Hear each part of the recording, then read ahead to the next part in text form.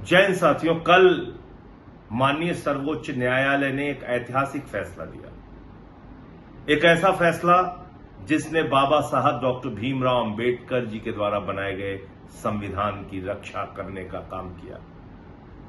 जब संविधान लिखा जा रहा था, देश का संविधान बनाया जा रहा था, तो बहुत लंबी बहस हुई कि क्या सबको वोट का अधिकार होना चाहिए, क्या सिर्फ पढ़े लिखे लोगों को वोट का अधिकार होना चाहिए, क्या गांव में रहने वाले गरीब अनपढ़ व्यक्ति को वोट का अधिकार होना चाहिए या नहीं होना चाहिए। लेकिन बाबा साहब ने, देश के संविधान ने, हमारे संविधान निर्माताओं ने यह कहा कि इस देश में वोट के मामले में राष्ट्रपति हो या गांव में रहने वाला गरीब आदमी एक बराबर होगा। वोट का अधिकार सबको होगा और सबका वोट एक गिना जाएगा। उस अधिकार को छीनने की कोशिश की गई, उस अधिकार पे डाका डालने की कोशिश की गई, उस अधिकार पे वोट चोरी करने की कोशिश की गई और इसके बहुत सारे साक्ष्य और प्रमाण सामने आए। एसआईआर क्या है? एसआईआर, जिस एसआईआर के तहत 65 लाख लोगों के नाम काट दिए गए, 65 लाख बिहार के मतदाताओं को वोट करने से वंचित किया जाएगा। उनके वोट का अधिकार छीनने की कोशिश की गई चुनाव आयोग के द्वारा। और कैसे की गई? जिंदा लोगों को मरा हुआ साबित कर दिया, मरे हुए लोगों को जिंदा साबित कर दिया। कुत्ते का निवास प्रमाण पत्र बन रहा है बिहार में, ट्रंप का वोट बिहार में बन रहा है। ऐसे हास्यास्पद मामले सामने आए जिसको देख के लोग हैरान हैं कि आखिर ये हो क्या रहा है। और ये कौन सा एसआईआर है जिसमें आप सिर्फ 65 लाख वोट डिलीट करने का काम कर रहे हैं, आप वोट जोड़ने का काम नहीं कर रहे हैं। इसका मतलब आपकी मंशा है टारगेट करके उन वोटों को काटना जो विपक्ष को जाता है, जिससे भारतीय जनता पार्टी और उनके गठबंधन को, जेडीयू को नुकसान हो सकता है। इसका तो साफ मतलब यही है, क्योंकि अगर आप कह रहे हैं कि यह गहन पुनरीक्षण है मतदाता सूची की, तो उसमें नाम कटने भी चाहिए और नाम जुड़ने भी चाहिए। आपने तो एक वोट भी नहीं जोड़ा, आपने तो सिर्फ 65 लाख वोट काट दिए, सीधे सीधे काट दिए। और इस पर कल माननीय सर्वोच्च न्यायालय ने कहा कि वो 65 लाख नाम कौन से हैं, आपने क्यों काटे हैं, क्या उसका आधार है, इसको सार्वजनिक कीजिए। चुनाव आयोग ने बहुत सारे बहाने किए, भारतीय जनता पार्टी लगातार उनके पक्ष में खड़ी है। तो ये तो चोर चोर मौसेदे भाई का गठबंधन हो गया। चुनाव आयोग की चोरी में भारतीय जनता पार्टी वाले उनके साथ क्यों खड़े हैं? इसका मतलब भारतीय जनता पार्टी के इशारे पर चुनाव आयोग की ये चोरी चल रही थी, उनके इशारे पे ये सब कुछ हो रहा था। कह रहे हैं हम नहीं बताएंगे हमने क्यों आपका नाम काटा है, हम नहीं बताएंगे कि 65 लाख वोट हमने क्यों काट दिए। उसके काटने का आधार क्या है? माननीय सर्वोच्च न्यायालय ने कहा उन 65 लाख वोटों के बारे में जानकारी सार्वजनिक कीजिए, ब्लॉक लेवल पे भी सार्वजनिक कीजिए, बूथ लेवल पे भी सार्वजनिक कीजिए, सारा डेटा आप ऑनलाइन कीजिए जिससे कोई भी आदमी सर्च कर सके, जान सके, देख सके उसका नाम जुड़ा है, कटा है तो क्यों कटा है। और इसमें तो जुड़ने का सवाल नहीं, कटा है। अब इसमें एक और नया खेल है जिसकी चर्चा मैं आज आपसे करना चाहता हूं। वो खेल है नॉट रिकमेंडेड। बिहार में एसआईआर के जरिए एक कैटेगरी बनाई गई है, नॉट रिकमेंडेड। अब ये नॉट रिकमेंडेड कैटेगरी क्या है, ये कहां से आई और इसका आधार क्या है, किसी को कुछ नहीं मालूम। 2 जिलों का उदाहरण सामने आया है, कई पत्रकारों के माध्यम से और कई बुद्धिजीवियों के माध्यम से।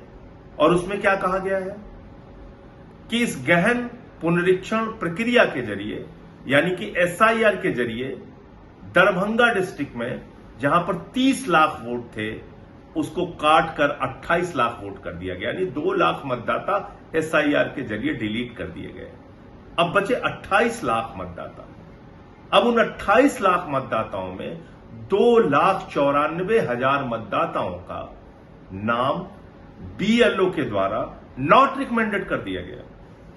बात को समझिए, बूथ लेवल ऑफिसर जो लेखपाल होता है, जो स्कूल का टीचर होता है, या कोई और अधिक छोटे जो क्लास 3 के कर्मचारी होते हैं, उन्होंने नॉट रिकमेंडेड कैटेगरी में 2,94,000 वोट सिर्फ और सिर्फ दरभंगा जिले के रख दिए।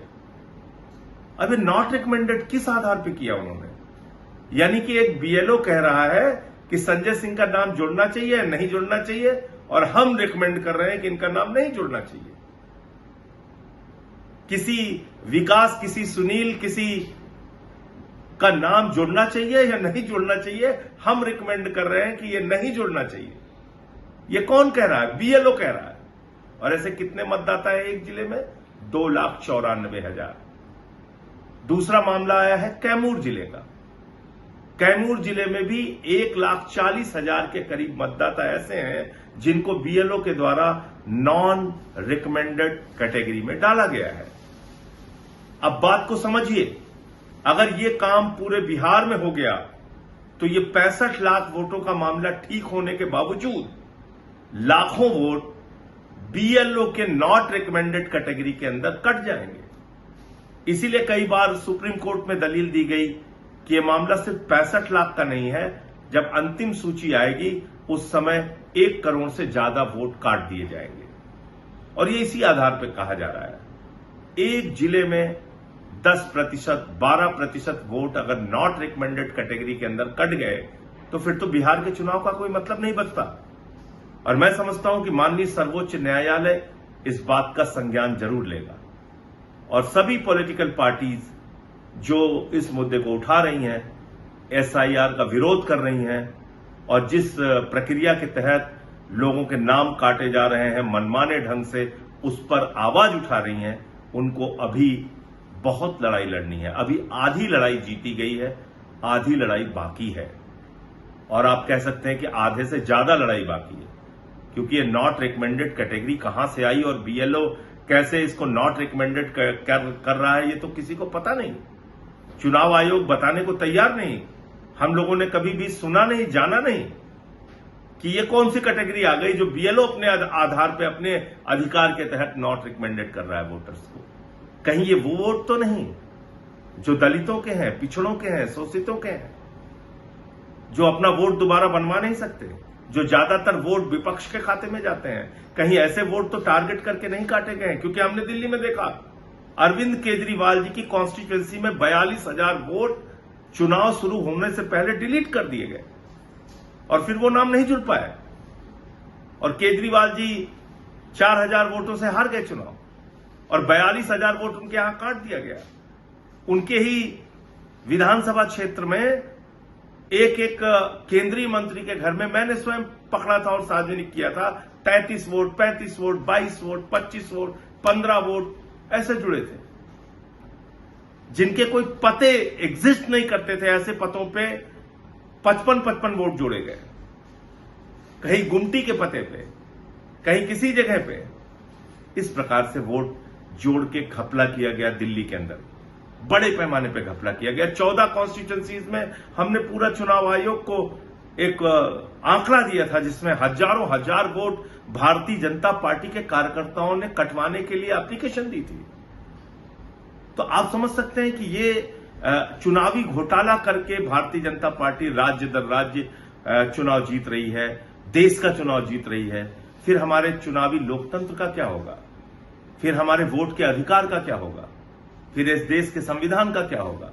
फिर तो सरकारें मनमाने ढंग से भारतीय जनता पार्टी की बनती जाएंगी, उनके गठबंधन की बनती जाएंगी। तो इसलिए अभी आधी लड़ाई माननीय सर्वोच्च न्यायालय के फैसले के कारण जीती गई है, जिसमें आधार को माना गया है कि अपना कार्ड दिखा के, आधार कार्ड दिखा के कोई भी अपने वोट जुड़वा सकता है। ये एक बड़ी जीत है और ये शायद ये फैसला देश के पैमाने पर भी काम देगा अगर ये एसआईआर की प्रक्रिया आगे बढ़ती है तो, क्योंकि आधार मानने से चुनाव आयोग इनकार कर रहा था। ये बड़ी अजीब बात है कि वही आधार कार्ड को आधार मानकर झारखंड में लोगों के नाम जोड़े गए मतदाता सूची में। लेकिन बिहार में कह रहे हैं हम आधार कार्ड नहीं मानेंगे, क्योंकि उनको घपला करना है, वोट की चोरी करनी है, चुनाव बीजेपी को जितवाना है। तो इसलिए ये अभी आधी लड़ाई जीती गई है, आधी लड़ाई अभी और बाकी है। वोट चोरों को छोड़ना नहीं है, वोट चोरों के खिलाफ आवाज बुलंदी के साथ उठाते रहना है। जय हिंद, इंकलाब जिंदाबाद।